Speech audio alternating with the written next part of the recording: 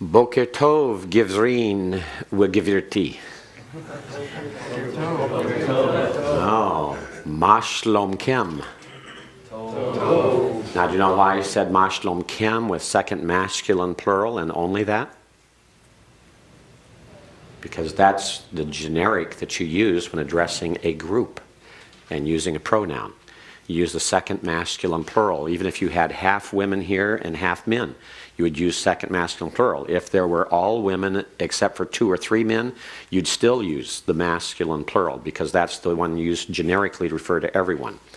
But Gevirti is the word for lady or for a Mrs. or for a miss. It's just a general term, a generic term that is a polite term to use when you're addressing a woman, Gevirti.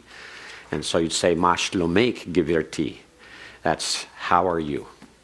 And so I used Boker Tov, Givrin, gentleman, Wa Gevirti, and lady. Okay? Little bit of knowledge helps, right? Okay. Now let's talk about the final exam review and take a look at a few more things here. And then we're going to come back and take a look at your exercise that you're to turn in today, exercise number 19, and go through it together with you. First of all, on the old material, make certain that you review the gutturals. Can you name all 5 letters of the Hebrew alphabet that are gutturals always or sometimes? Remember, there's one that is sometimes behaving as a guttural. Which letter is that? Resh. Resh is sometimes a guttural. One or two of you found out that you don't put a pathak furtive under a final resh. That's one of the areas in which it does not behave as a guttural. And so make certain you know the gutturals. Make certain you know the personal pronouns. Get those pronouns memorized. Remember that who is he is she, and me is who. Some of you still haven't got that one.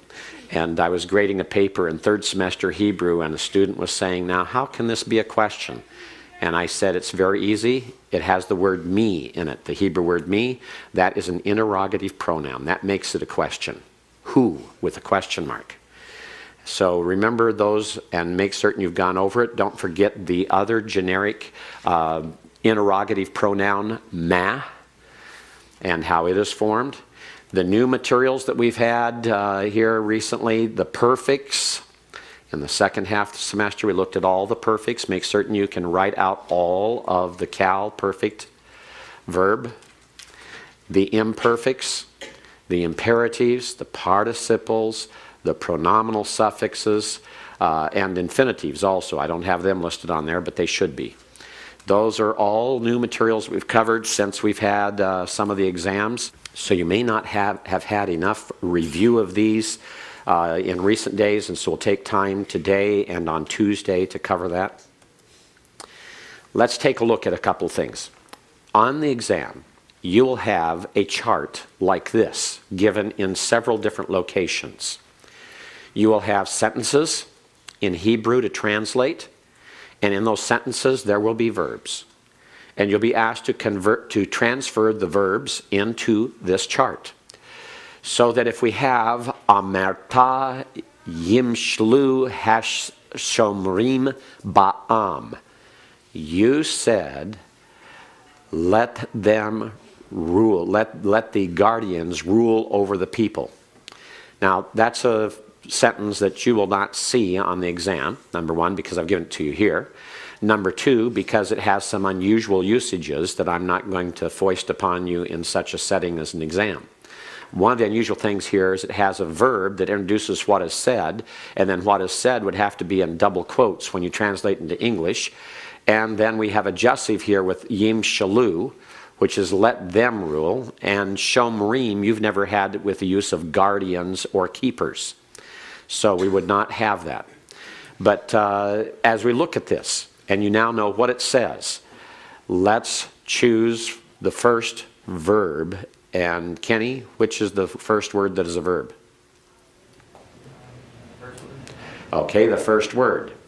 And as we write that in then, you write it in the box, and then you identify the second verb is yimshalu. What's the third verb in this sentence? Greg? Hashomrim, all right, is the third verb. As we go back, we find out that amerta is a cal, and you're going to have only cals. So for the conjugation or stem, you will only have cal for your final exam. This is a perfect. You know the perfects because they do not have prefixes on them. The perfects do not have prefixes. They are the suffix conjugation of the verb. Notice that most perfects have a tau in the suffix, and that this one is equivalent to the personal pronoun ata, you, masculine singular. So it is a second person, it is a masculine, and it is singular. Always abbreviate. Always abbreviate. Don't write it all out. Abbreviate. Just use 2ms. The root, the 3 letters of the root are what, David? Olive, Mem, and Resh. Correct. All right. And then yimshalu is also cal. And Franz, what is it as far as the form? It's imperfect. It's an imperfect. Why? It's a prefix yod. It's got a prefix on it. Okay. All right. So that tells you it's imperfect. And then that yod together with the shurik suffix tells us what, Roger? Third person and plural. Remember, the plurals have the shurik on the end. If you have a shurik on the end, that makes it a plural. So identify that right away. So that's third masculine plural. And what's the root, Scott Basolo? Mem, Sheen, Lamed. Okay, mem, sheen, lamed. Then we go to the third verb, James Wood. Its third verb is a cal, but what kind of verb form is it? Perfect. No. Notice it has a noun ending, im, and it has an article on it. What form of the verb is used as a noun? Kyle? A participle? A participle, correct. This is a participle. In fact, it should be written in here, it should be an active participle. It is a cal active participle. It has no person, so you'll not put anything in there. It is masculine and it is plural. That holum, shol, tells you that it's a cal active participle. Shomer in the singular, shomrim in the masculine plural. All right? And the root is sheen, mem, resh. As I said, you would have to write in there active participle, not just participle, because the cal is the one verb form that has both active and passive. The other 6, the stems themselves are either active or passive, so you don't have to identify anything other than participle. But for the cal, remember we have an active participle that has the form kotail, and we have a passive participle that has the form katul. Katul. Okay, any questions on this? There will be, I think, 3 separate sets of these charts for you to fill in on the exam. So be prepared to do it. You copy the verb form across and then parse that verb across the line there. Scott. The hay on the third verb, sorry, what was that? That's the article, the definite article. Notice the pathic under it and the dogish in the next letter. Remember this, the participle is being used as a noun, and being used as a noun, it can be treated like a noun. It can take an article like a noun. It takes noun endings. Does that get indicated as a prefix on the chart? On the chart, not on this chart, but on your parsing charts, yes. On here. But we won't need to identify those for the exam, the prefixes? You will not be using charts like this on the exam. Now, you might be asked to identify an article on a participle on the exam, but it may not be on a chart form. This one on the chart is under prefixes, and it's the second column. It says article. Thank you. All right? Okay, any other questions on this? All right. Remember the imperatives. How do we derive the imperatives? How do we find out the form for any imperative of any verb? We take the second person of the imperfect. We take the imperfect. So if we do that, let's take, for example, mashal. And as we look at this root, and we're going to form the imperfect, and we want a second masculine singular imperfect, which is a tau prefix. And in the cal, the prefixes on the imperfects have a heric under them. An easy way to remember that is because it is the simple stem. The cal is the simple stem of the Hebrew verbs, as opposed to the hifil and hafal being causative. And the causatives will have the A class prefix. All right? So we'll be going through those. The simple stems have an I class vowel in the prefix. We'll find that later with the nifal, but it's also true of the cal. And so every one of those, yiktol, tiktol, tiktali, ektol, the ektol is the only one where it's not a heric because you have an aleph there, and so it's switched to a sigol, which is still in the same general category of I and E class vowels. And then we went on and we had from there yiktalu, tiktolna, tiktalu, tiktolna, niktol. So ektol is the only one that doesn't have a heric under it. So when you see that heric under the prefix of an imperfect, and your prefixes on the imperfect are yods, taus, alephs, and noon. This one is always first common singular. This one is always first common plural. And these are divided up between the third and the second persons. Okay? The yod prefix is always third. So we can just say that the only one that's third and second is the tau. This has third and second person. All right? So we have the second masculine singular. We take the second masculine singular of the imperfect, and we take it, we put the consonants in here, and it's tim, shol. In order to form the imperative, all we do is erase the prefix, and that gives us the imperative. We don't need to use the to on it, so we just indicate it as masculine singular. All right? So you take like a form tiktol, you strike off the prefix, and it becomes katol. And with feminine singular, we do the same thing. The second feminine singular is tiktali. We strike off the prefix. It leaves us with a form that has two schwas together at the beginning. So what must we do? We have to change it. We have to change the first one to a heric. So it becomes kitali. And the masculine plural is tiktalu. We take off the prefix. The same problem with the double schwa at the beginning. And so it becomes kitalu. And for the feminine plural, tiktolna, we take off the prefix and it becomes kitolna.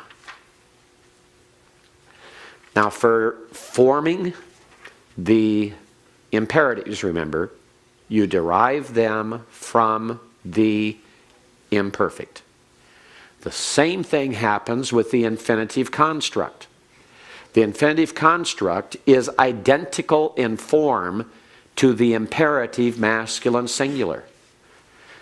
This form right here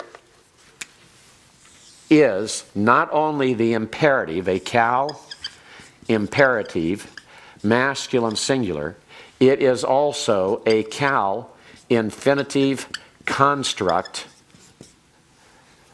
from the same root. It's formed the same way. Okay? So please keep that in mind. It's very important to recognize that. There, later, when we get along further in Hebrew and we're looking at the other conjugations, we'll find a place where there's going to be an exception to this equation down here. There is one exception to the equation, but this is the general equation, and you need to get used to it and watch for it. Okay? Question on that? Yes, question. Is there always a lamed prefix with the infinitive construct? No. It will occur many, many, many, many times, but it does not have to be there.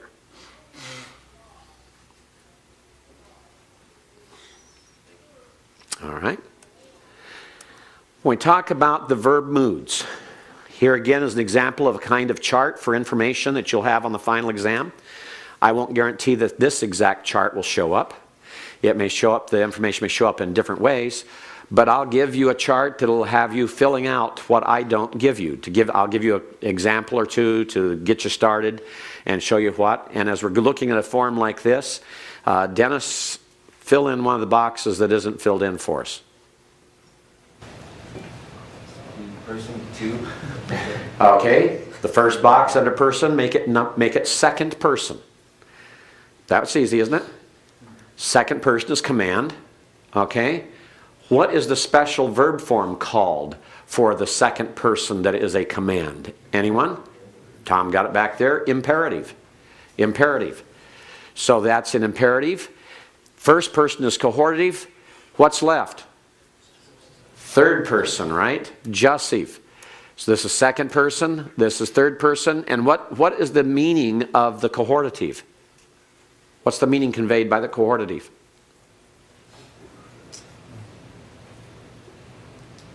Anyone?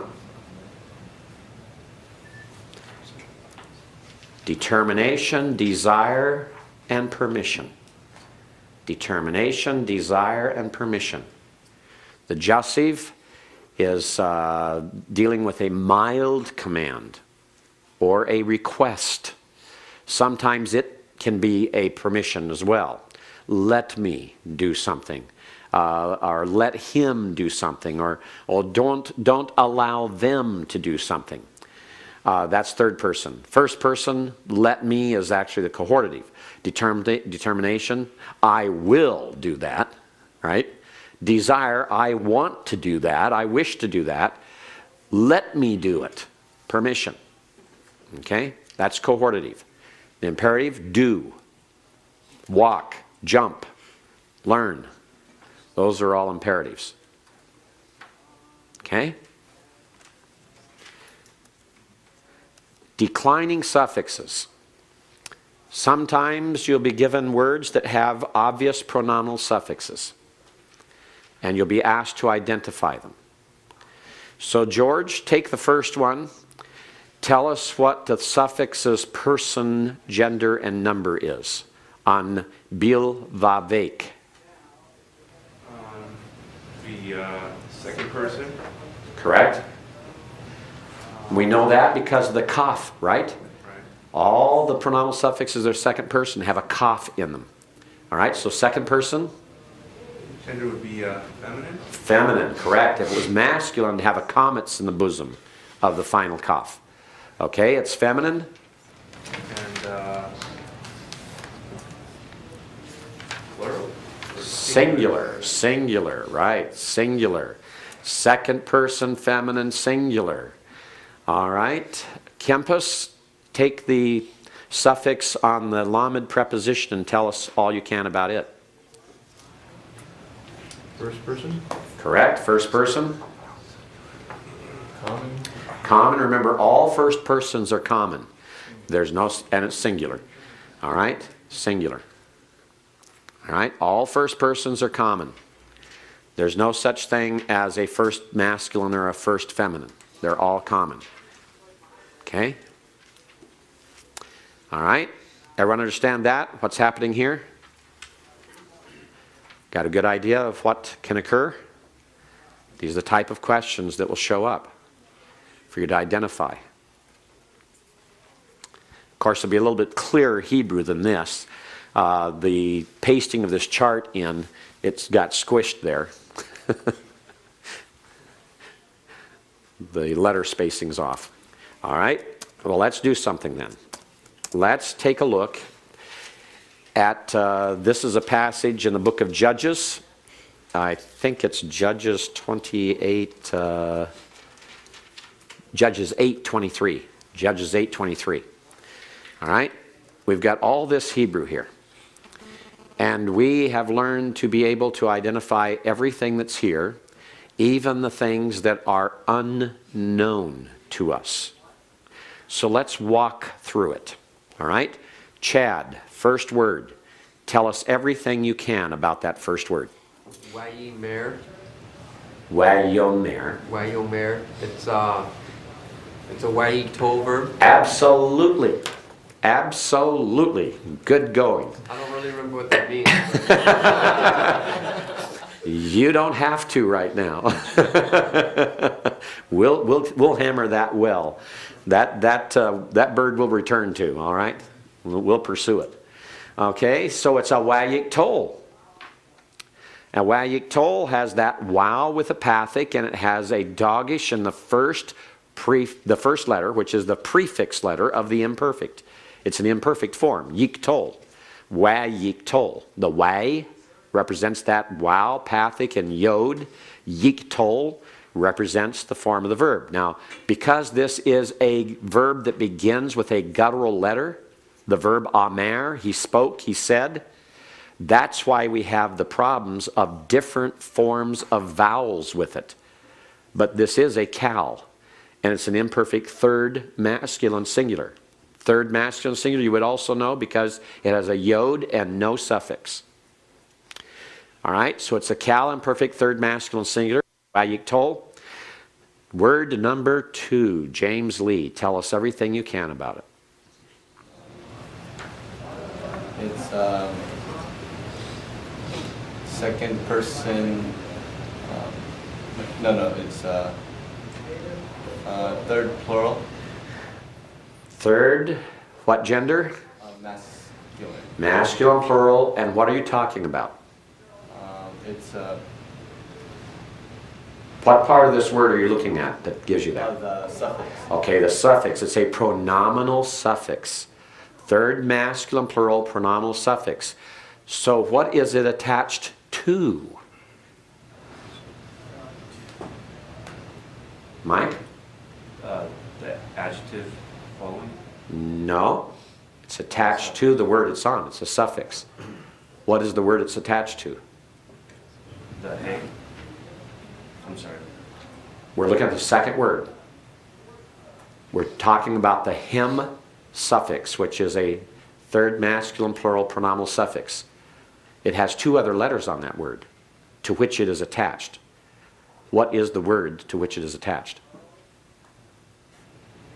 El, God.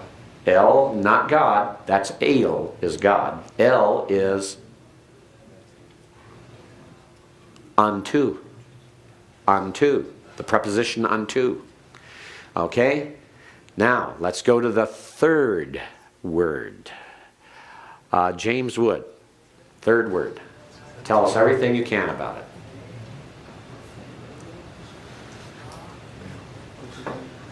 That's good. Notice what he's doing? Always, when you face a word and you don't immediately recognize it, sound it out. Pronounce it. Go ahead with it, James. Read it for us. Gideon. And does that give you any clues?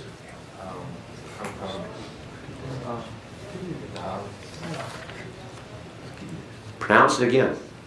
Gideon. Gideon, correct. It's just a proper name. It's just a proper name. It's Gideon. All right? That's all you need to know about it. Okay? Now let's go to the next word.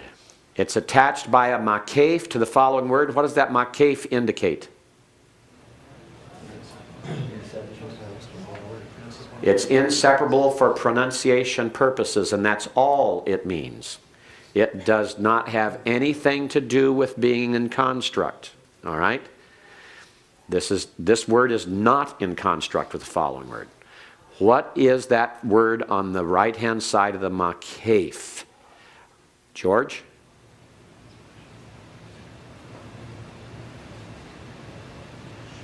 the right-hand side of the page, it's not Right, it's the negative. negative.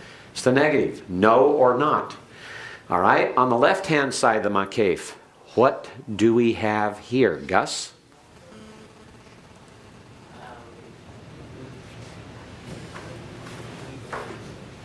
What's a prefix? Aleph. Okay, we've got a prefixed aleph. It's an imperfect. It's an imperfect. And it's the colon. Right, the whole is just part of the formation of it as an imperfect. What does that aleph indicate about that imperfect? That it's a first common singular. Correct. We have a cal imperfect first common singular from the root. Name. Right, mem, sheen, and lamed. All right, good. Notice we've identified all of the words across that first line. You've had all of this.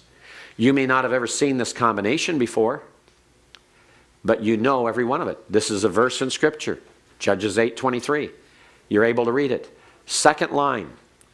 Second line. Greg, what is that first word? I. First common singular pronoun, personal pronoun. All right? Go to the second word, Kenny.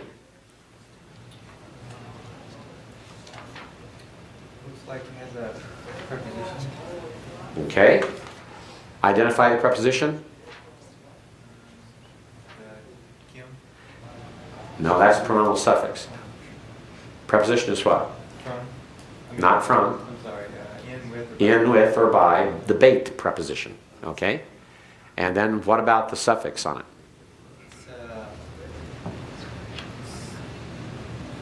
plural. It's a plural suffix, yes. Masculine. It's masculine. Third.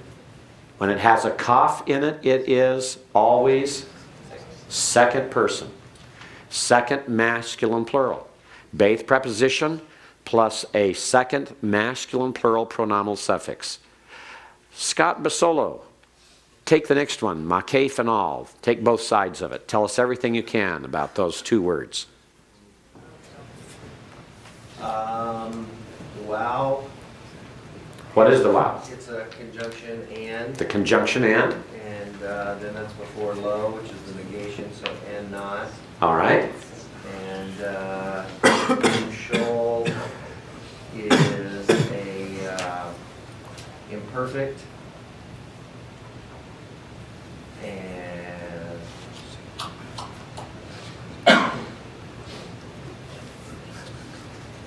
The yod prefix indicates what person? third, All right. Gender? masculine, Right. Number? plural.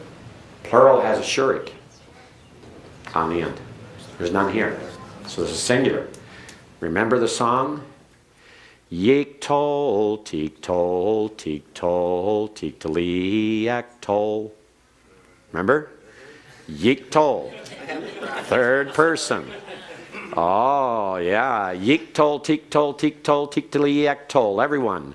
Yik tol, teek tol, teek tol, teek taliak tol. Again. Yik tol, teek tol, teek tol, teek taliak tol. Again. Yik tol, teek tol, teek tol, teek taliak tol.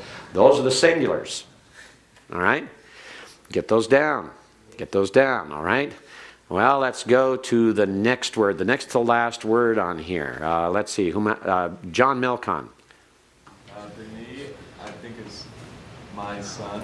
You've got it right. Tell us a little bit more about it. How would you identify or decline its different parts? Well, there's first person pronominal suffix. Okay, first common singular pronominal suffix, the hirik yod. The hirik yod, remember? The E on the end. All right? And ben is what gender of noun? Okay, and what number? Singular. If it were a plural, my sons, what would be the vowel under the noon instead of a hirik? Not a tseri. If it's a tseri, then you're just looking at b'nai, which is the masculine plural construct. sons of. So if you're going to say my sons, sons of me, what does the vowel become? Pathak. Pathak. It becomes Benai. Benai. My sons. Okay? All right. Good job. Listen, this one's going to throw you again and again. Third semester Hebrew, grading papers last night and this morning, grading translations over and over again. Students were missing the hirik yod suffix on words and the pathak yod suffix on words. They were not getting it. You've got to learn this. You've got to know it. It's very important. Bani, my son. All right? Kelly, take that last word in that line. Bakem, it has the base preposition. It's attached to the suffix, pronominal suffix, which is a second masculine plural. Correct. All right? He was listening to the second word in the line, you see. All right? John Strickland, first word of the third line. Yahweh. Yahweh, the proper name of God. All right, Yahweh. And the second word in that line, Eric? Nimshol, it is prefix, third person, masculine, singular. Okay, so it's the imperfect, isn't it? Yes, imperfect. Cal imperfect. We just had that in the middle of the second line, didn't we? And this is the way it is in Hebrew, fellows. You'll have repetitions. You'll identify one word and it'll occur later in the same context, oftentimes in the same verse. And the thing you want to do is make certain that you don't give two different answers. All right? Always give the same answer. All right? And Bakim. Here's the third time we've had Bakim. All right? So here we have a Wayiktol. Here we have, what do we call the accent above Gideon? Someone started it. Zakef Katon. Zakef Katon. Where does the Zakef Katon occur in regard to a verse? It's a quarter marker. It's a quarter marker. So that means that this Zakef Katon is going to probably occur ahead of what is the half point? Athnek. All right? So let's keep that in mind. And so whenever you see these disjunctive accents, you stop there and translate those words before you go further. All right? If you keep going and then try to translate, you're going to mix the words up into places they should not be. So always make certain you stop with the disjunctive accent and make certain you've translated everything up to that disjunctive accent correctly before you move on. Okay?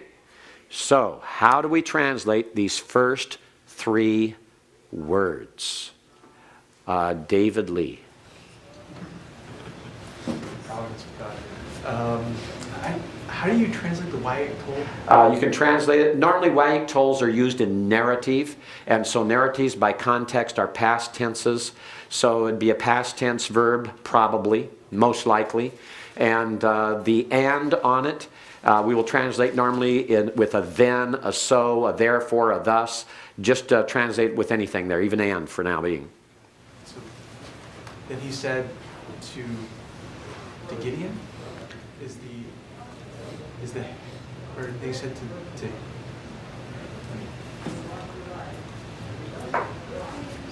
then he said to them, Gideon and Breaker. So Gideon is the subject. Then Gideon said to them.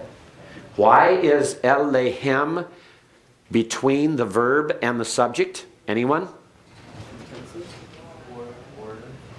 Word order.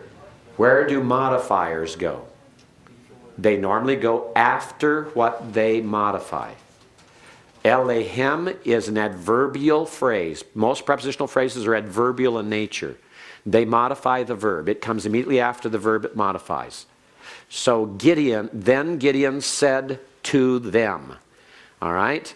Notice we have another Zakef Katon, because even though it's normally a quarter marker, sometimes you can have more than one Zakef Katon in a half of a sentence. And we have a second one here before we get to the Athnak that is way down here to mark the logical midpoint of the verse. All right, so we had the Elohim, and Gideon is the subject of Wayomer. Always look for the subject that agrees. Gideon is masculine and singular. The verb is masculine singular, so try it out. It'll fit well. Okay, what did Gideon say? Take the next two words and translate them, Kenny.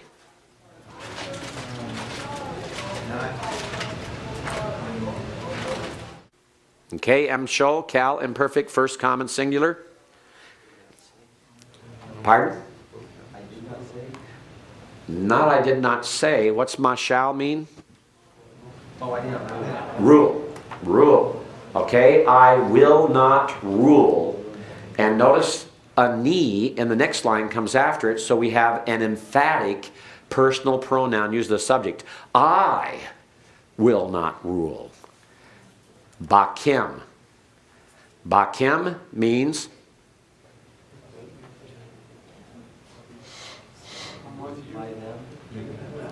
you. I will not rule you. I will not rule over you. The Baith can also have the idea of over.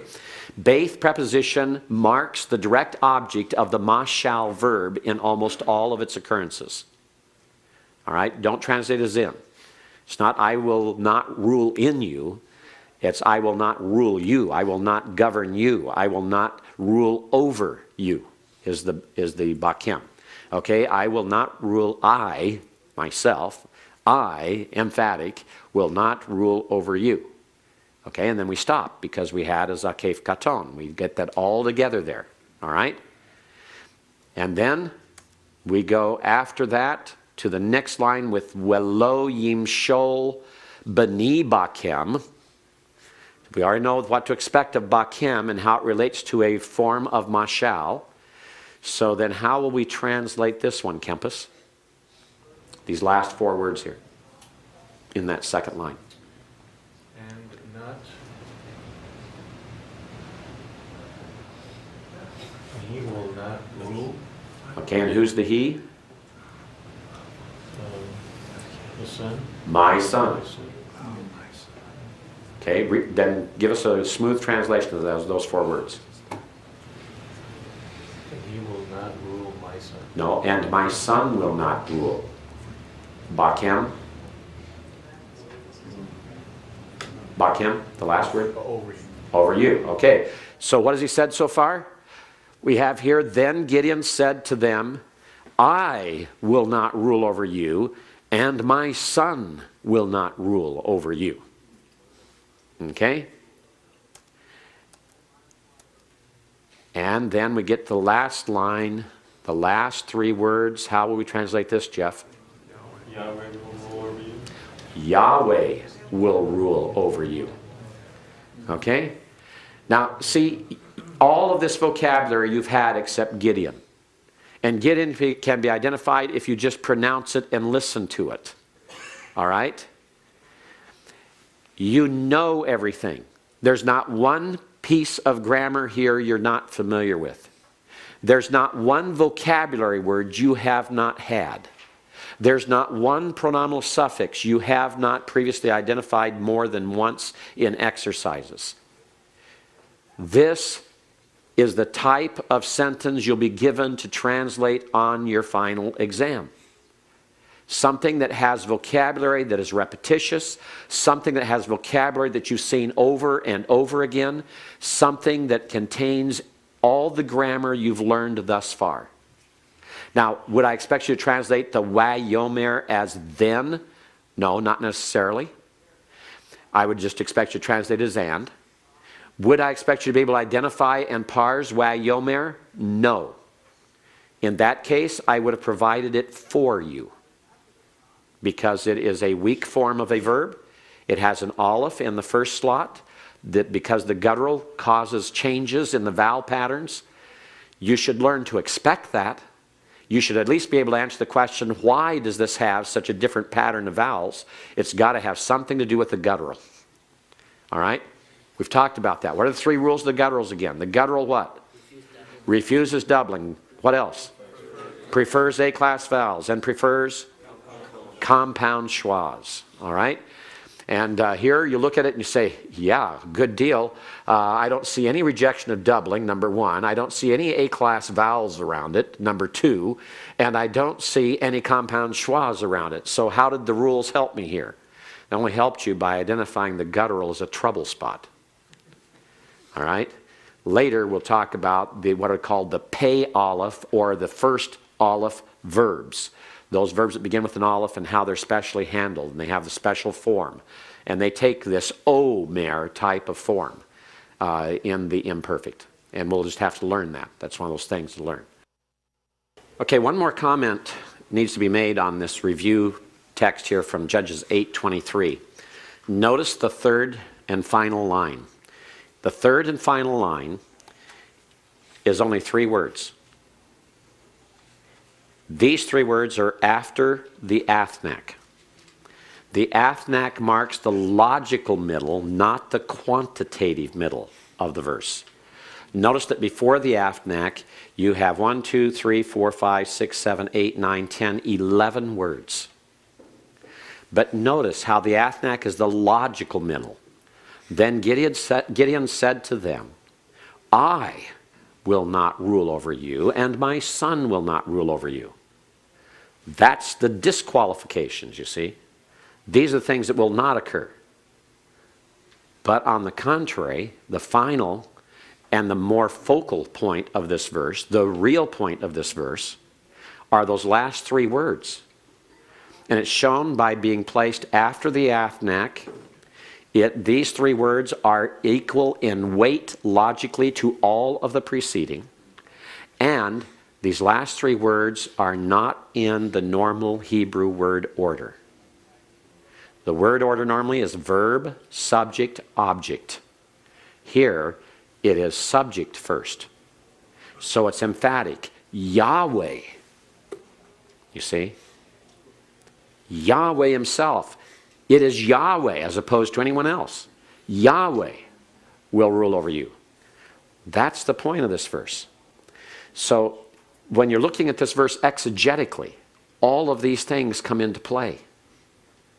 You look at them, you watch word order, you watch the statements, you watch the repetitions, you watch the placement of the major accents, and it all works together as a harmonious whole to give us this concept that the point that Gideon is making is it's not man that will be ruling over you, it's Yahweh. He's the one. And he uses the covenant-keeping name of God, that name of God by which he declares his relationship by covenant to his people. This is a God who has a relationship to his people. This is not a foreign God ruling over them. This is not an unknown God ruling them. This is a God who has a covenant relationship with them, who knows them, who is as a father to them, who has led them out of Egypt, who has performed miracles before them. All these things, they have a history, they have a relationship. It is that God, Yahweh, who's the one who will rule over them. And it becomes a very beautiful statement, a poignant statement, an emphatic statement, and a statement that has a lot of truth in it. And then to watch then how the people react to Gideon in that situation, that setting, that narrative, then helps carry that story further. And to understand why Gideon said that and how he was brought to this point is another beautiful part of this entire narrative. Because this is just one verse in an entire narrative that narrates a particular event or set of events in the time of the judgeship of Gideon. And yet it is one of the key verses in that whole thing. Because this is what all the book of Judges is about. This ties the theme. That they did not want a king over them. Every man wanted to do that which is right in their own eyes. They wanted to be self-ruled. Remember that? Remember how they had that constant cycle rebellion in the book of Judges? And how they would rebel, God would chastise them, they would begin to come back to him and pray and repent, and he would forgive them and again bless them, and then they would rebel again. And this sets the stage then for what? It sets the stage for 1 Samuel. And when 1 Samuel comes along, one of the first issues dealt with in 1 Samuel is the people begin to desire a king over them, because it had already happened here in Judges with regard to Gideon. They wanted Gideon and his sons to be kings over them. And Gideon knew that that should not be. Gideon knew it was not right. It was not, they were not ready for it, and that it was something that should not be. And they're going to prove that through the entire history, the cycle of the judges. And now in 1 Samuel, they finally come in chapter 8 of 1 Samuel. They come back and want a king. And remember the type of king they received, first of all, Saul, a king that turned out not to be so great. And remember that the prophet Samuel told them that, you know, if you're going to have a king, you've got to realize what that means. There's a lot of changes going to take place, and are you sure you want that? And they were intent on being like all the other nations. So we have this progression. First, they want to self-rule. They want to do that which is right in their own eyes. And then they want to do everything the nations are doing, everyone around them. And then they get themselves into trouble. But this is all part of that entire story. It's part of the narrative of the Old Testament and the history of Israel following the conquest of the land and leading onward. And this is a key verse. Yes? Detract from Hebrew, but I'm reading Kingdom of Priests by Merrill. Yes. Right now, and we're just reading over that section about Samuel and the supposed tension with Samuel saying, you know, what you're desiring a king, and that's wrong, but with other Old Testament verses backing, you know, God's plan for a kingdom. And is that because they desire, like Merrill's view is that it's because they desired a king like the other nations. Right. Okay. Yes, that's it. Because remember, way back in Deuteronomy chapter 17, the law had already made provision for kings. And it was God's design that there would be kings in a dynasty that would lead to the Messiah. But ultimately, it was the Messiah that all this is being prepared for. Yes, it's quite a story. And gentlemen, just think about it now. Just think about the excitement that you ought to feel in being able to look at Judges 8:23, a key text central to Judges and Samuel, and you know every word in it. All right? And that is in about 13 weeks, because I was gone for part of that time. 13 weeks of study, you've come to that point, you're able to read a key text in the historical narratives of Judges and Samuel. You know the Hebrew. You know enough to exegete this verse. You know enough to say what are some of the focal points of this verse and what's involved in it, where the emphasis is. And then all you have to do is join that together with the overall context, and you've got a powerful entry here into a window on Old Testament Scripture. And you're seeing it in a way you don't see it in the English. Now, can you get the same idea from the English? Well, yes, you can. You read the English translation of this especially, there's not that much that's going to be different. But when you look at the Hebrew here, you see some of the emphases more clearly. And also by looking at the Hebrew, it slows you down in your reading to where you spend time in the text. Some of you are slower than others. So you get the joy of spending more time in the text, you see. Getting more soaked in it, you see. Not drowning in it, just soaked. All right? That's one of the values. I found that in being a missionary in Bangladesh, that even going through the Scripture in Bengali was like opening up doors time after time, because when we get so used to doing things in our own language, we take things for granted and we just buzz right through and we miss clues that are even there in the English. But when we have to do it in another language, man, we slow down, we're looking at it through different eyes, we see things we never saw before, just because we're made to take time to go through it word by word. And that's one of the advantages of Hebrew. And here it's even a greater advantage than English or Bengali or German or whatever you might have as another language, whatever language you might minister in the future that will also do that for you. Here you're getting closer to the original text then. You're getting back to the language God gave it in. And this is the base on which all translations are going to be judged and all interpretations. And so just to have this ability to do this, it's like being empowered. And if you don't sense that excitement, something's wrong with you. You're dead. Because this is what you're working for. This is why you came to seminary. You want to get into the Word. You want to become men of the Word. You want to be able to teach the Word. You want to know the original languages of the Word. This is why you took this semester in Hebrew, besides the fact it's required, you know. Little help there. We push you along. But some come kicking and squealing, but still, it's required. But this is what it's all about. And this is the type of thing we're going to be doing all of next semester and the semester after that.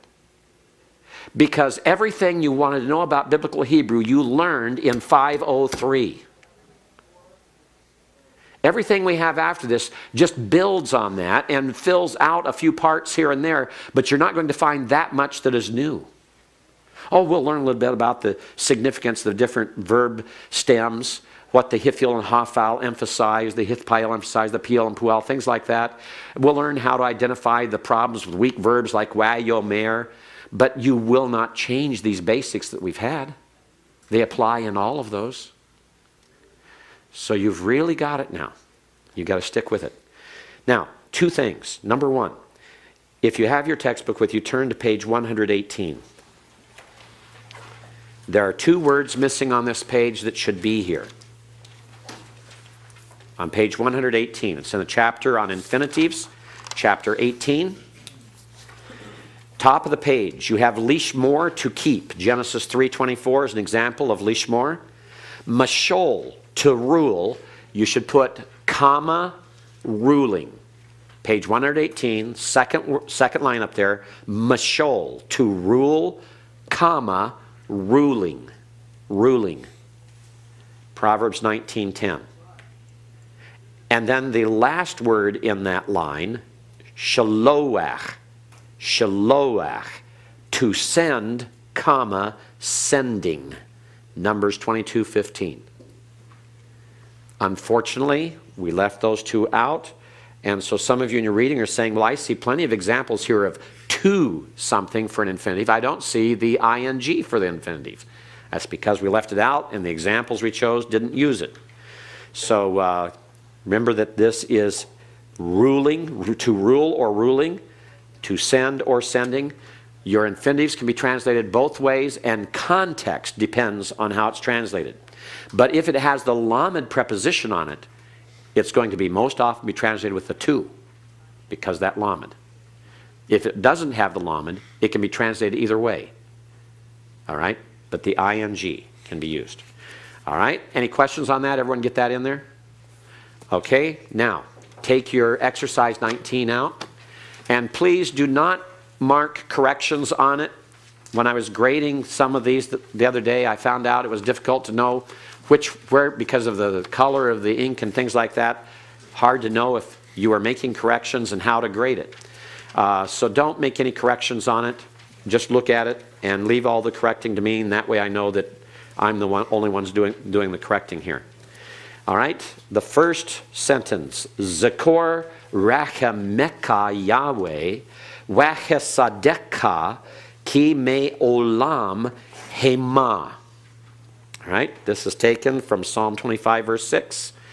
Zakor is a verb, and so it would be on your parsing sheet.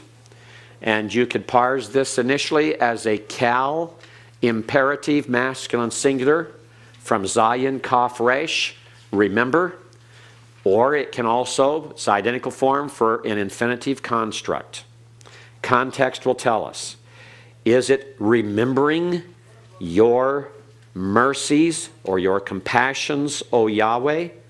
No, it most likely in this type of context in a psalm is a prayer, because the psalms are made up primarily of prayers, and this is probably the imperative. So it'd be translated, remember your mercies, your compassions, or your compassion. It can be singular, even though it's a plural form. O Yahweh, that's the vocative of address. That's who the prayer is addressed to. That's who the command is being given to with a mild voice. The command, the imperative being used in order to stress the urgency of it, not the superiority of the speaker over the one spoken to. Jeff? Where's the O come from? That's what we use in English sometimes to indicate the address. If you don't have it there, that's not a problem. If you just have Yahweh, comma, remember your compassion, or remember your compassion, comma, Yahweh, that's fine. Okay? Remember, if you use Lord, all capital letters. Don't use capital L, lowercase O-R-D. If you use this, it's going to be wrong, because that translates Adonai. All right? Yahweh, if you're going to use Lord for it, use all capital letters. Capital L, capital O, capital R, capital D to indicate that it is that divine name. Don't confuse, abuse, neglect, or confuse the titles of deity. Show respect. Okay? Use them correctly, translate them correctly. Remember your compassion or your compassions or your mercies, Yahweh or O Yahweh, and your steadfast love. Okay? Some of you may have translated loving kindnesses. I hope you get out of that habit. That is a very weak translation of the meaning of that word. Because they are from eternity, literally. They are eternal, you could translate. Okay? The they, hema, refers back to the compassions and steadfast love or loyal love. Questions on number 1? Okay, number 2. Number 2 is taken from Genesis 27:6. Rivka. What's that? Rebecca. And Rebecca Amra, Cal perfect, third feminine singular from Aleph Mem Resh, say.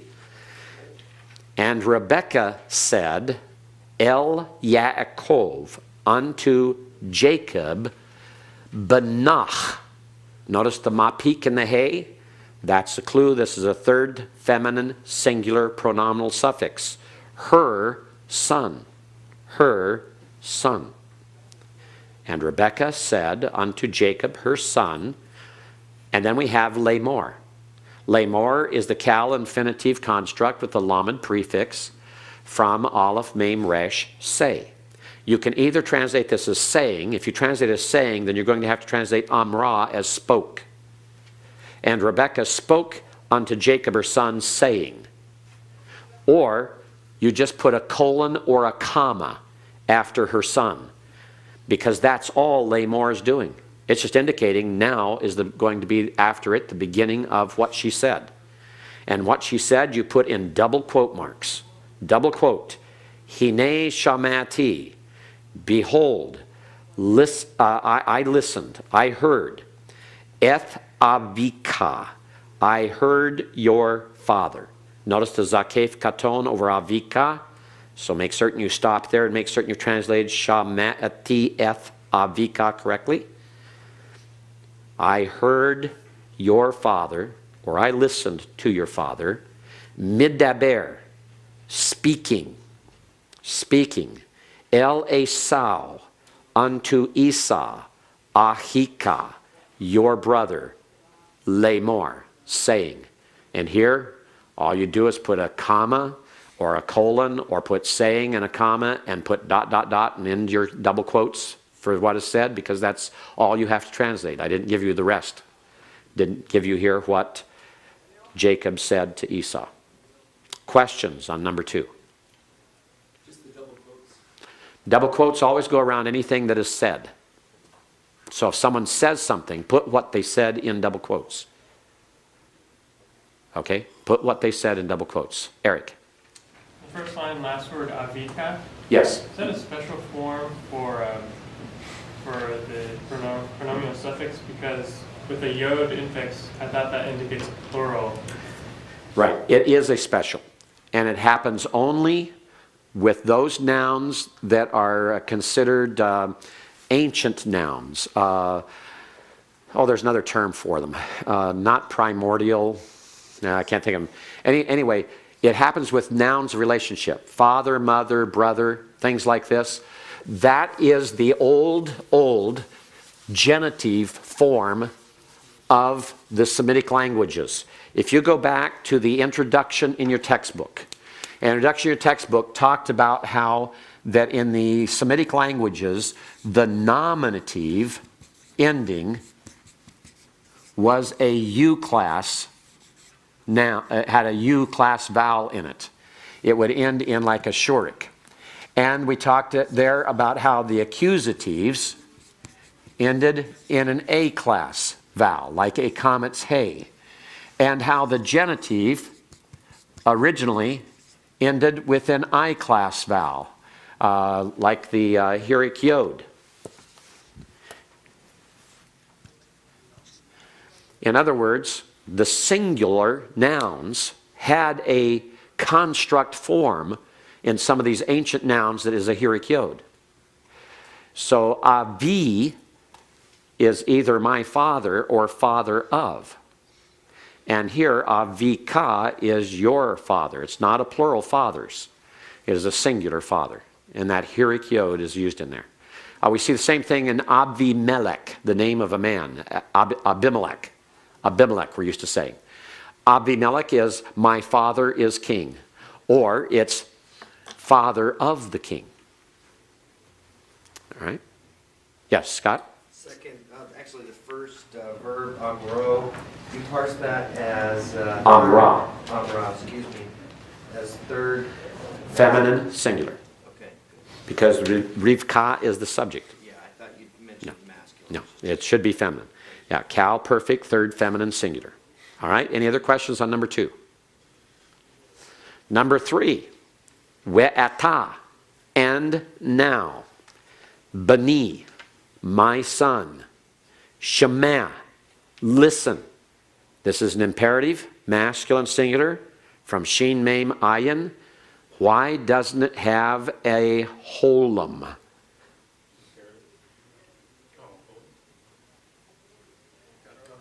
Guttural. The guttural prefers A-class vowels around it. So it's Shema instead of Shemo. Okay? Or Shemoah. It is Shema because of the guttural. It's a Cal imperative, masculine singular from Shin Mem Ayin. Listen to my voice. Hear my voice. Obey my voice. The bait preposition on kol is the direct object marker for Shama. Don't translate as in. Listen to my voice. Hear my voice. Obey my voice. Koli, Hiric yod, first common singular pronominal suffix, my voice. La esher ani mitzvah otak. All right? La asher, to which, lamed, to, asher, which, some of you may have translated this as for which, I am commanding you. To which I am commanding you. Tzawa, here is an unusual form. I was talking, I think, with Jeff before class about this. We gave you the parsing in number 5, translated as a participle commanding. It is the PL participle, masculine singular. I'll have to do some research on it to find out why it has the unusual pointing, because usually that's mitzaweh. And to have a comments in it would normally be something in pause, but it has a conjunctive accent, so I have to check on that and see.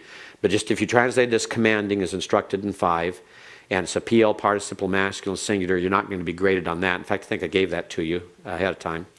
Anyway, otak is, remember, 8th, direct object marker, used as the object marker. That's why you have the holum on it. O for object, the O in object. Second masculine singular pronominal suffix. Questions on number 3? Jeff. Could you explain the debate on voice on kol? The Baith is always used after Shama to indicate the direct object of Shama. After Shama, it's always a direct object. Correct. Listen to, hear, obey my voice. Okay, anyone else? Yes, Eric. The direct object, the last word, Yes.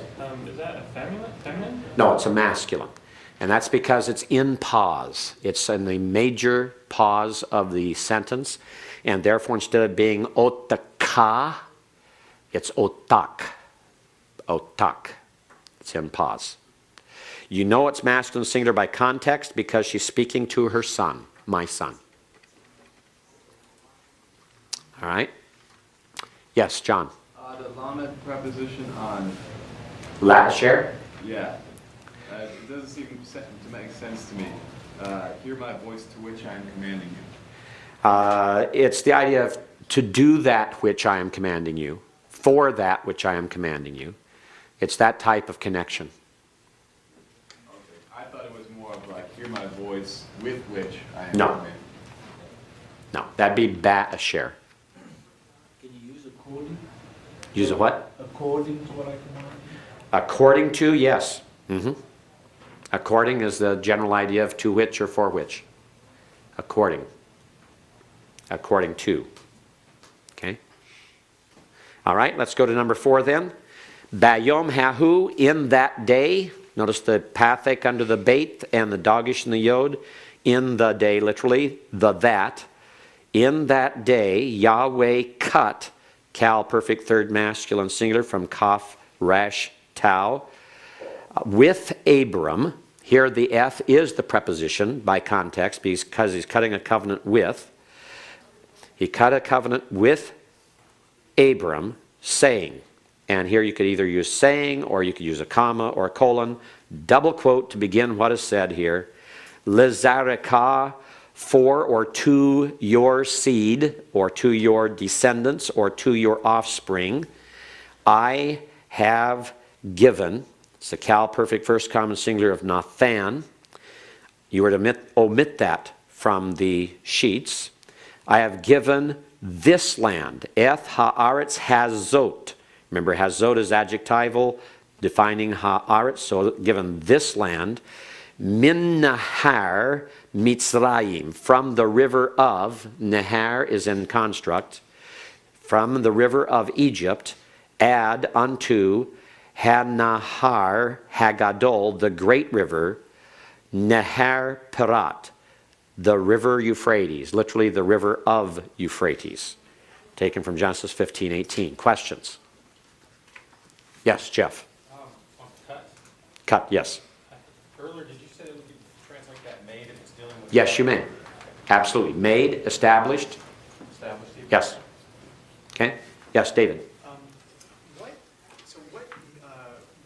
allows us to translate for sure, like definitely not that T as I have given? Context. Okay.